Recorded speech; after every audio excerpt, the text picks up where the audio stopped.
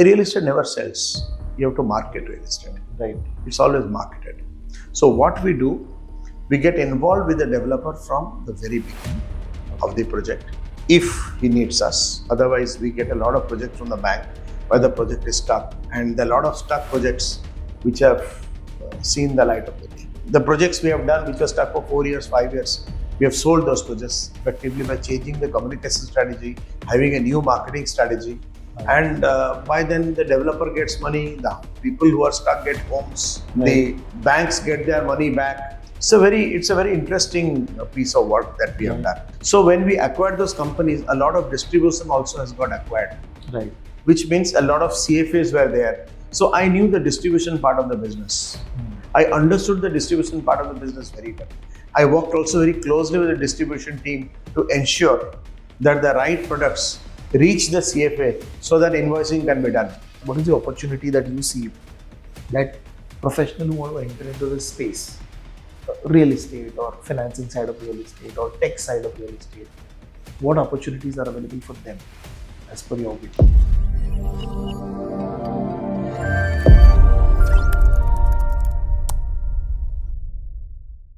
Hello guys, hi, this is Ganesh Nayak. I help finance professionals and students to excel in their career, and I also meet up a lot of industry professionals to understand what is happening in their career. So right now today with us we have Pushpamitra sir, Pushpamitra Das sir, and we're going to be talking about real estate and finance in real estate. First of all, sir, thank you very much for taking out time and talking to us. Thank you, my pleasure to be here. And sir, for the audience, if you can give a brief in the sense what has been your journey, corporate journey, and then gradually we'll move to why did you move to real estate? I'm a chartered accountant by profession. I love numbers, so I decided to pursue my chartered accountancy. And after passing out my chartered accountancy, I became an investment banker and then a stockbroker. It is the same firm. I like doing something different every 5 years. Okay. So I felt that the next progress should be to a corporate world.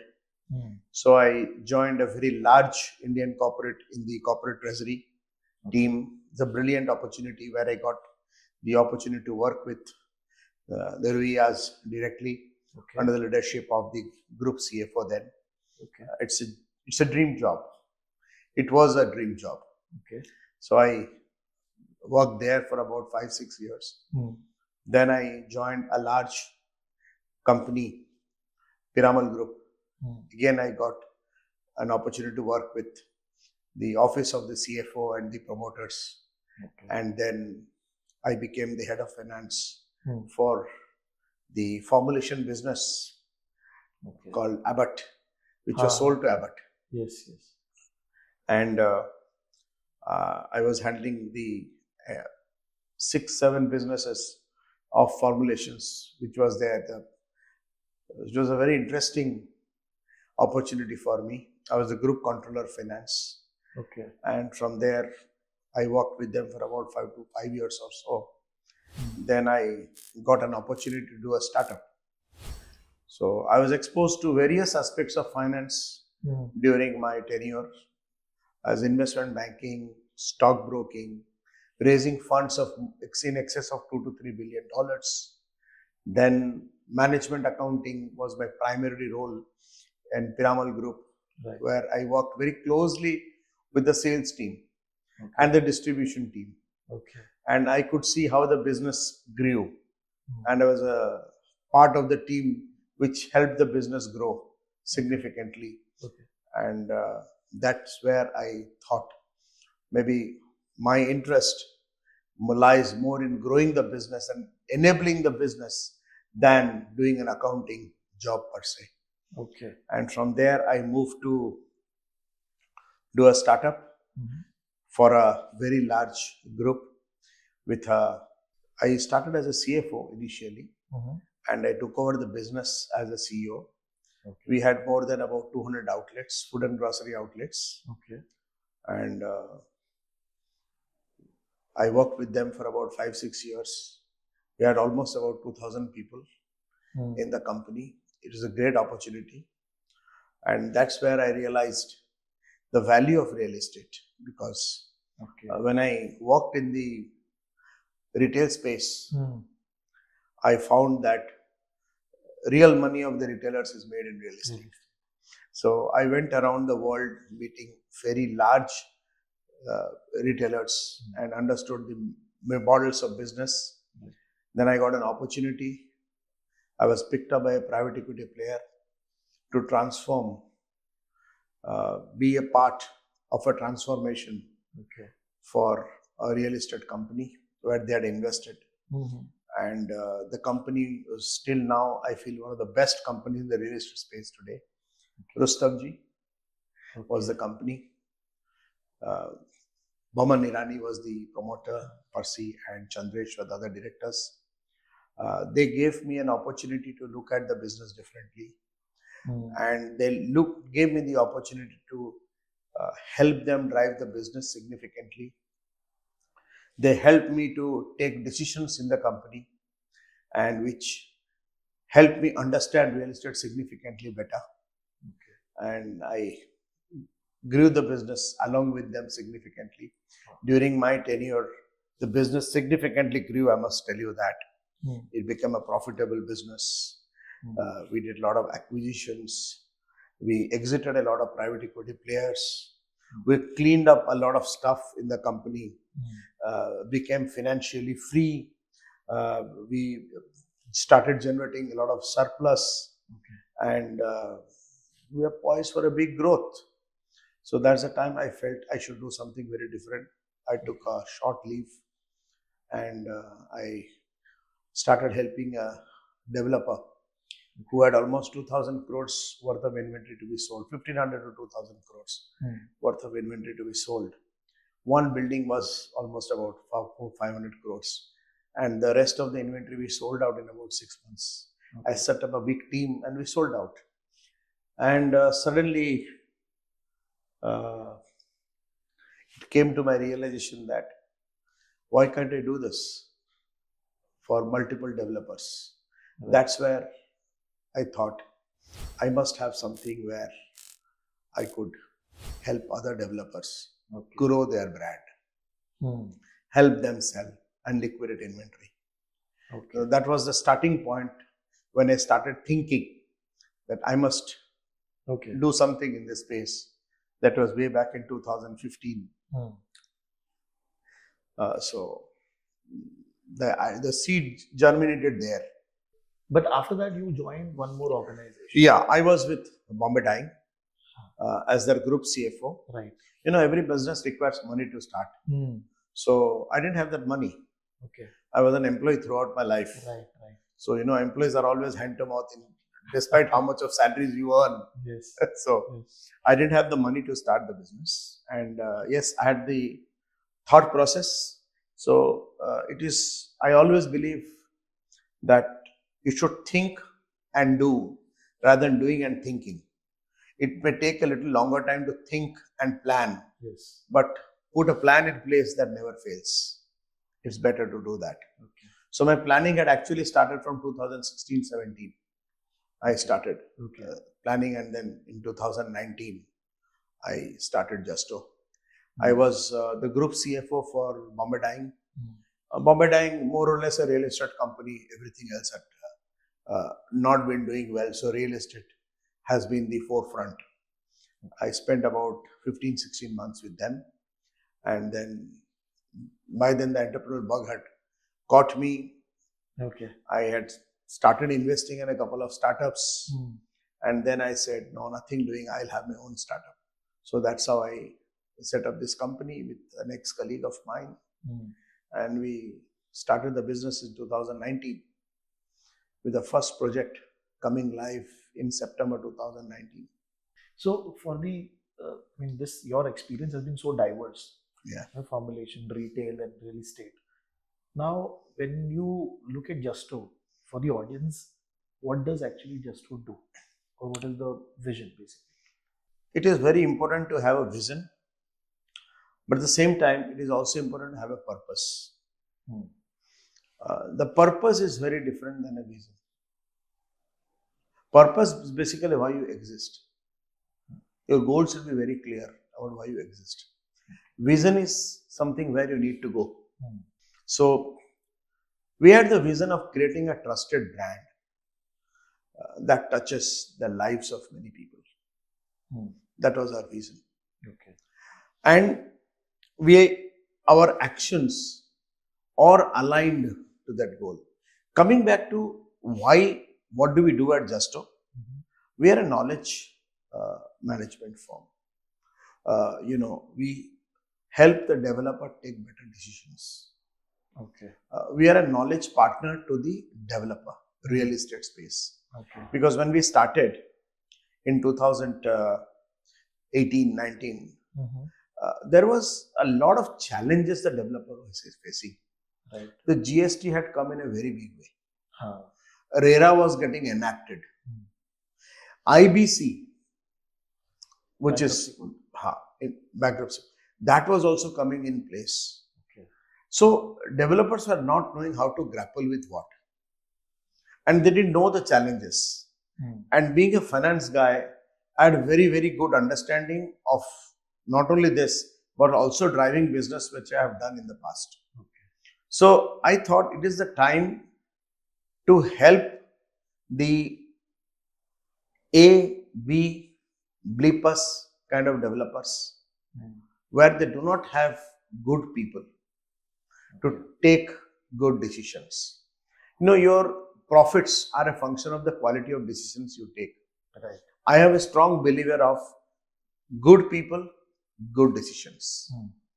I thought it was an open opportunity for me, a great opportunity for me to partner with a few like-minded developers who can take better decisions. We help them take better decisions. B is the right pricing, right sizing, communication. Real estate never sells. You have to market real estate. Right. It's always marketed. So what should be the communication strategy? What should be the activation strategy?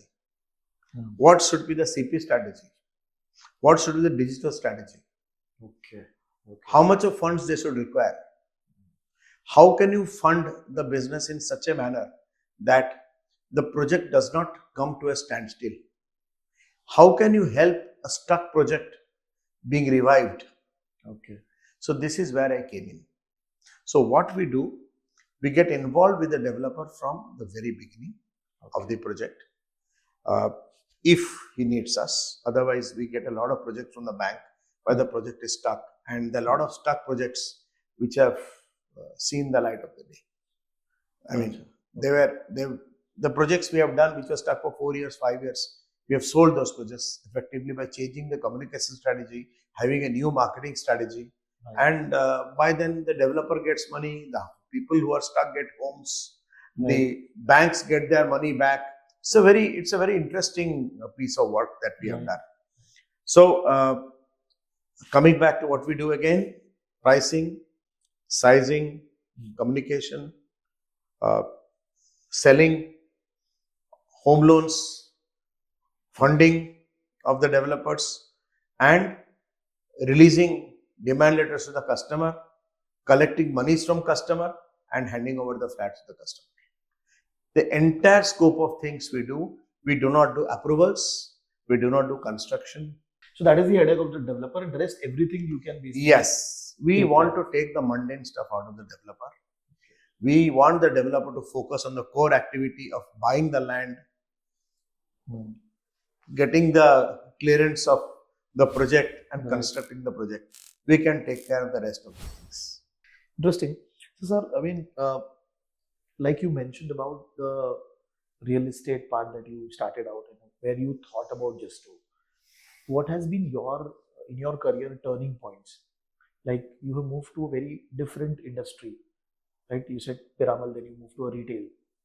What has been the turning points in your entire career? So I have basically, when I look back, I have seen the dots have got connected very well. Okay. Very interesting, because when I was working with pharma, I was working very closely with the distribution team. Okay. Okay. Especially Piramal, Nicholas Piramal was the name of the company then. Hmm. The company has grown out of acquisitions of multiple brands, multiple companies. Hmm. So when we acquired those companies, a lot of distribution also has got acquired, Right. which means a lot of CFAs were there. So I knew the distribution part of the business. Hmm. I understood the distribution part of the business very well. I worked also very closely with the distribution team to ensure that the right products reach the CFA so that invoicing can be done Okay. and the billing can be better. Okay. So I created a concept called stock availability index when I was working in the company that time. Okay. So, distribution was there. When I moved to retail, again it was distribution. Hmm. Organized retail was coming into play for the first time. Right. So I was handling a lot of food and grocery. The ball game was all about distribution. Okay. Okay. And when I walked in Justo today, what do? We distribute. Yes. So I think if I connect the dots, things have not changed. Principles of business remain the same. Okay. Principles of business don't change at all. It's all about how we look at the industry. Industries are the same. It's all about the matrices are same. The business matrices are same. Okay. It's all about understanding what the business requires. Correct. The last point was very interesting. I mean, you mentioned about because you are doing distribution for the developer itself right now, and this connects back to your own experience of working into similar roles. Absolutely. So now over here, for people, just a added point, people who are in their career in corporates and all, a lot of time they are not able to understand that okay, whatever is happening today is will help me in the future. This happened with me also. I was never sure that I will get into teaching or I will get into training, but it happened. So what is your view on things happening to you right now? How will it connect? You don't plan anything. It happens. Okay. I think you're a part of a master plan. I believe in that. But I think if you introspect every function that you do and every role that we perform is connected to something else also very clearly. Right. Every role for that matter. If I look back, I have learned a lot of things in the companies I've worked with, which I'm adopting here today. Real estate as a business, I'm telling you, is in terms of processes, in terms of other things, it's at least 10 years behind the other industries today. So there is a lot of learning the industry requires. When I joined Rustamji, I can tell you that I adopted some best practices in the company, which helped the company significantly. Okay.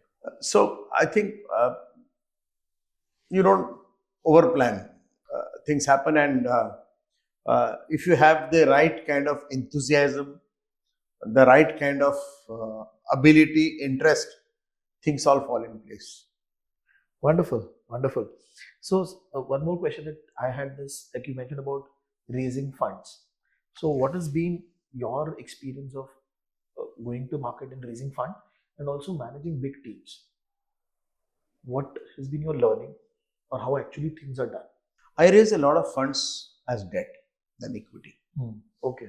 Okay. And also equity later on. Initially it was debt and then it was equity.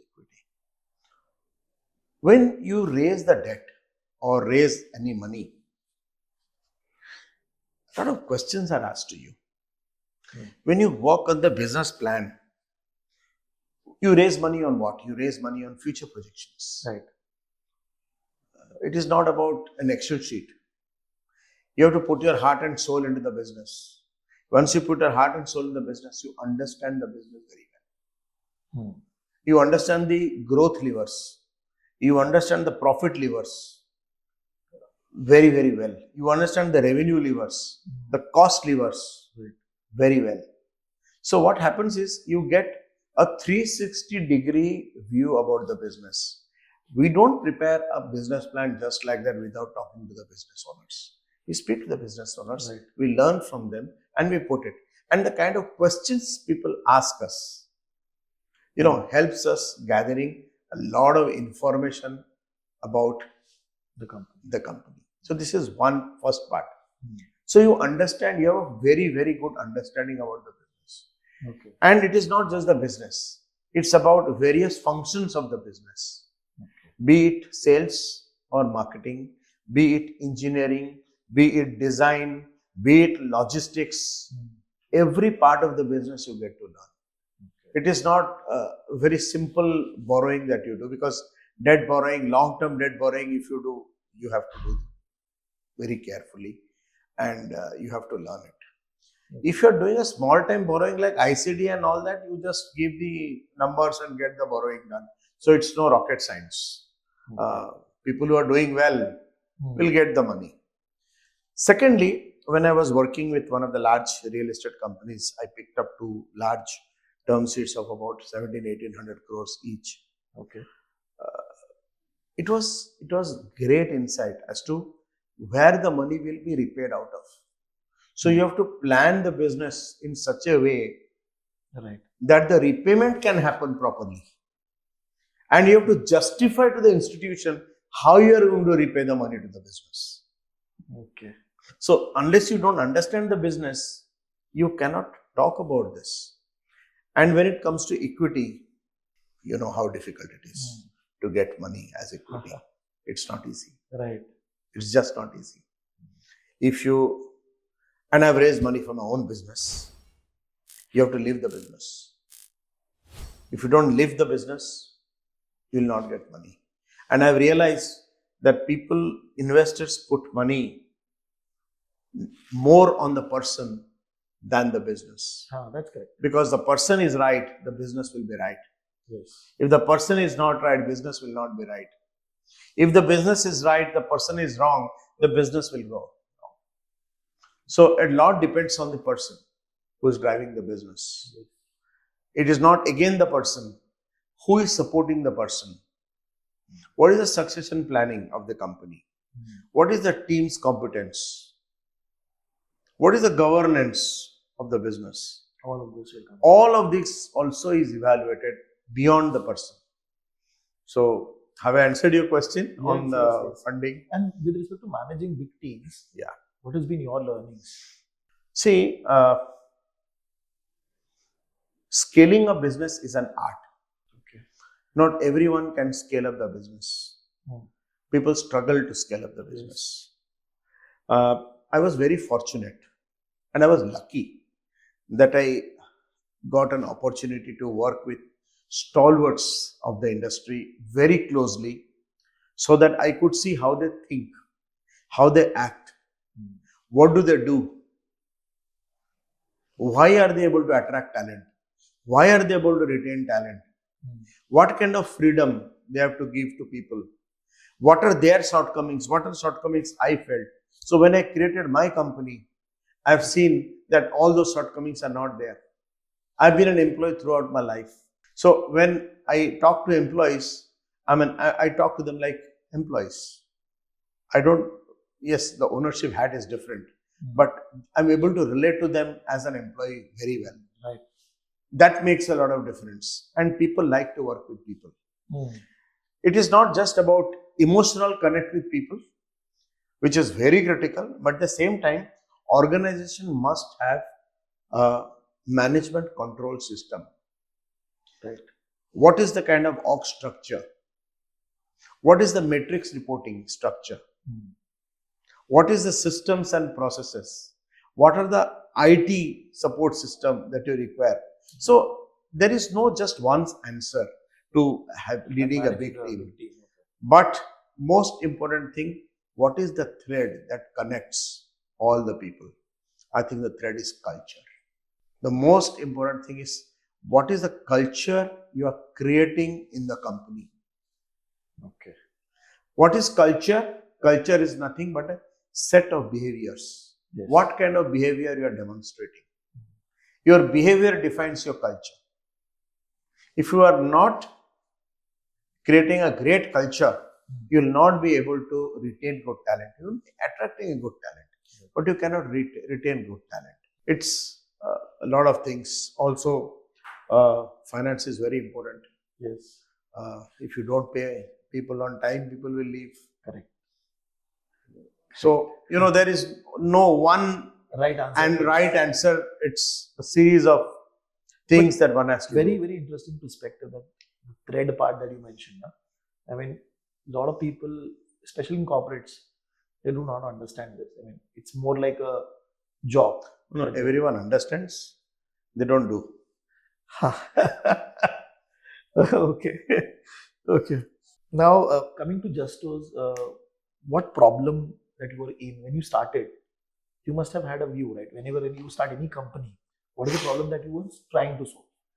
So I told you, when I started this business, I spoke to a lot of developers. They were clueless. Let me tell you, some of the developers, if they had to go to Kanyakumari, they were taking a train to Kanchipuram or to Kashmir. Okay. Why? What I mean by that is, RERA was new, IBC was new. They didn't have good people.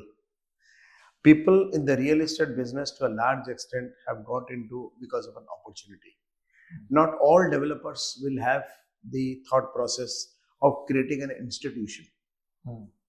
Okay, because their business is opportunistic. एक land parcel मिला, एक building बनाया. After that, what? Can I hire people for one building?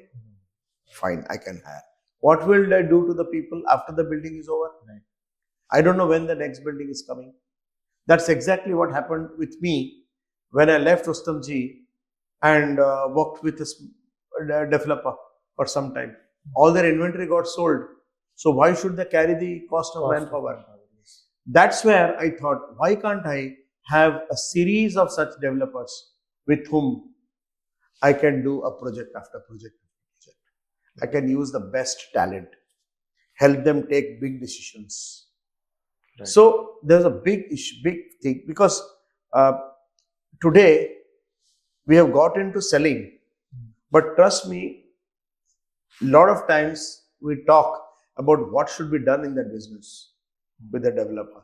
80% is my retention of clients, and most of my projects are repeated with the same developer, because we have a connect with the developer. We understand where the developer wants to go, where is he going, why he wants to go there. The why part is very clear. So we work very closely with the developer. A developer who was doing about 40-50 crores is doing about 300-400 crores today in about 3 years' time. Wow. Okay. Some developers have learnt a lot of things the way we do. They have taken our people. They are doing it on their own. That also has happened. Okay. So, this kind of things also happen. So basically upgrading them in their game of basically. Okay. Now, some developers have offered us, you do this job for us, help us, do a build, operate, transfer model for us. We do that also for developer. Interesting. Now, when you are a founder or you are a head of the organization, any organization, what is your main responsibility? The organization should create a sustainable model. The business should be sustainable. The culture should be sustainable. Okay. The growth should be sustainable. So I believe in creating anything that is sustainable, which has longevity. Okay. This can only happen when you create good leaders. Okay. I see myself as a person who can only help leaders grow or make leaders so they can independently run the companies to a particular level. Okay. So in my company, we call a cluster head as a CEO of the cluster. Okay. And my job is to help the cluster through the business head and the functional heads drive the business. I have to help him how you drive your business. We give a platform. I tell my cluster boss, where you want to take the business is your lookout. I will support you. with finance. I'll support with how to do the business. I'll support you with getting mandates. I'll support you with marketing. I'll support you with HR. Drive the business. So it's all about creating leaders. We have currently about 7 cluster heads in the company, and we want to take it to about 15 to 20 cluster heads over the period of time. Wow, interesting. You also talked about vision, okay, purpose, and also the vision where you want to go. So how do we make sure that being a senior person in the organization, that the long-term vision is connected to the day-to-day activity of the company? Because a lot of time what happens, the vision is something else. You are drifting your company to some other direction. How do you connect that? Good question. Very good question. See, most of us do struggle. I have also struggled. We have really recently done a workshop, a complete visioning workshop. I also felt that, we are going in multiple directions. So, with the key members of our team, we decided and we evolved a vision together. The entire leadership team, 10 of us, sat down, did a brainstorming. We had an external consultant who helped us create the vision. The vision we all agreed was to be the most trusted brand that touches lives of people. Right.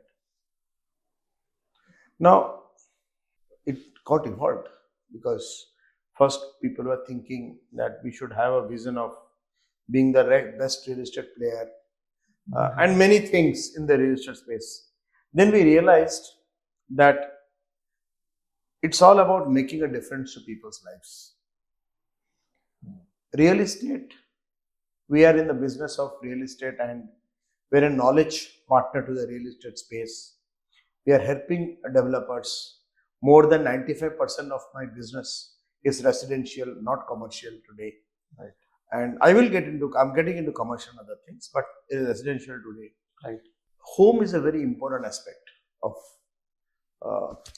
someone's life. It is the most expensive purchase a person does in his life. So there is an emotional connect to it. There's an emotional connect to a home. What can we do in this entire process of selling homes and touching lives of people? We realized that we can do a lot. When we sell homes, we give homes to people. When we sell homes, we also help the developer run his business. We are touching lives. When we sell homes, we have created already 500 jobs. We have more than 500 employees, direct employees. Right. Plus there is call center, plus there is facility management, plus each and every employment that you generate. Okay, you actually indirectly generate 25 more, make a difference to 25 more people. Right. So we are touching lives of people. As long as our vision is very clear, where we are going, we'll do the right things. But then how do people get aligned? People will get aligned when the belief system changes. So we have undertaken a transformative journey in the company, where we are working on the belief system of the employees. So unless and until your belief system changes about aligning to the goals of the company, it is not possible to drive the business to a great level. You always struggle. I've struggled. I realized that I need to change. I need a transformation. And I'm undergoing that process of transformation now. Okay. There are challenges. Challenges will always be there. But aligning the vision is very, very, very, very critical. And again, I told you some time back, it's a behavior. It's a culture. But very, very interesting point that you have to make sure that the belief system of people who are running the company, that has to be aligned. Rather than informing them rather than telling them. It has to be that they should believe. This is very... Belief system is the key. Hmm. Otherwise, transformative changes will not happen. Right. People will come not knowing what they are doing in the office, spend the time, go back home. Come to office, go back home. Not knowing why they are coming, what they are doing. But if you ask, how are you contributing to the vision of the company? Every employee should be in a position to tell. That is where the good companies are different than the average companies. I am not yet good, I am trying to be good. But I'm working on it. No, but very, very, very good way you highlighted that how you can progress as an organization, the belief system, very interesting. Now, you've been into the industry, especially in the real estate side. So, what is the major change that you have seen in the industry as such? A lot of things have changed in the last 20, 30 years from the time I've seen the industry. Many things have changed. Let me start with my own experience. I bought a house in 1993. I took a loan from SDFC. The rate of interest was 16% in 1993. And in 2001, 2, I took a loan from ICICI. It was 6%. Today it's about 8%. So ability of buying homes has changed. The fund available to buy homes has changed. The overall governance has changed. Okay. You look at the controls that are there today. You cannot just take the money from customer and use it somewhere else. RERA will not going to spare you. Some developers are finding it very difficult because of RERA. Penalty is extremely high. The governance is very good now. Okay. Yeah. So the governance of the project is changing. Monitoring of end use of the funds available by the bank to developers has become very strong. There's a very strict monitoring. Earlier, I recall when you would like to buy a flat in Bandra, when the redevelopment is happening or any one piece of land, just put a board. A lot of money used to come to you. And they used to pay to the society and they used to do. Things have changed. Okay. Society is asking you a lot of things. What is the specification? What is the approval you are having? They want to understand what kind of buildings you have done, what kind of amenities you are providing, what kind of quality of steel you are buying, what is going to be your construction speed. So the buying experience has undergone change. Today, developers have experience centers. Yes. Even a lot of projects. Even projects which are 40 lakhs, 35 lakhs in Bombay are selling because of huge experience centers. People like to buy. The home is not something you buy on the tech platform.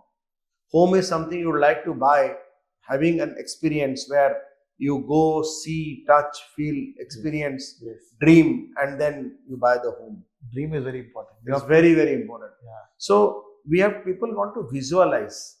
So there are a lot of technology changes that have happened. Okay. In the entire experience of creating that experience center. Small projects cannot create a show flat. So they have resorted to AR, VR, or they have created a brilliant walkthrough of how your home is going to look like. Okay, if you don't want to change, you want to make one room students study room, how will it look? If you want to make one room gym, how will it look? So a lot of technology has impacted experience quite a lot. What about the financing side of a business? That has also undergone a lot of change. Okay. Where was the money available? See, in India, banks will not fund you for buying land. Okay, RBI does not permit. Right. Even today. So what has happened? A lot of AIFs have helped you being a partner and fund you for the project. This money was not available earlier. Huge amounts of money are coming from AIFs for purchase of land, funding to the developers today. They are becoming partners for growth. A lot of equity money is coming to real estate. If you are a good developer, if you are a developer who is very well governed, you are a developer who's conforming to all the rules, regulations, and the governance is very good, availability of money is not a problem. Okay. Access to capital determines your success, not the capital. Wow. Okay. A good developer has got access to capital, and access to capital will determine your success more than capital itself. Because with your own capital, you can take the business to a particular level. But if you have access to more money, you can grow faster. You can grow bigger. Wow. Very, very, very interesting. And this is applicable to all the businesses, right? I mean, even a startup, it have access to money, you can go fast. Like a lot of startups right now, they are doing the same thing. Now, one potential, what is the opportunity that you see that professional who want to enter into this space, real estate or financing side of real estate or tech side of real estate, what opportunities are available for them as per your view? I was a professional myself. So I'm not a developer. Right. I'm a services player. I serve the real estate developers.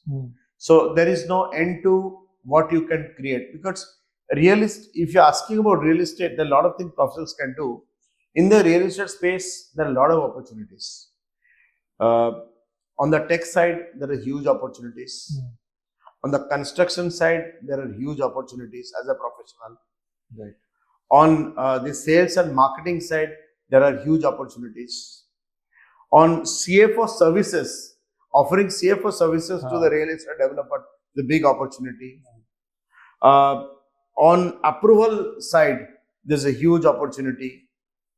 Architect at the end of the day is a professional. Architect at the end of the day is a professional. Yes. So architects designing, there are design architects, there are structural engineers, and there are licensing architects. Right. All of them are professionals. So there is no dearth of professionals in this field of real estate. And I say, if you are a good professional, there are people who are ready to back you up, and you can become a good developer.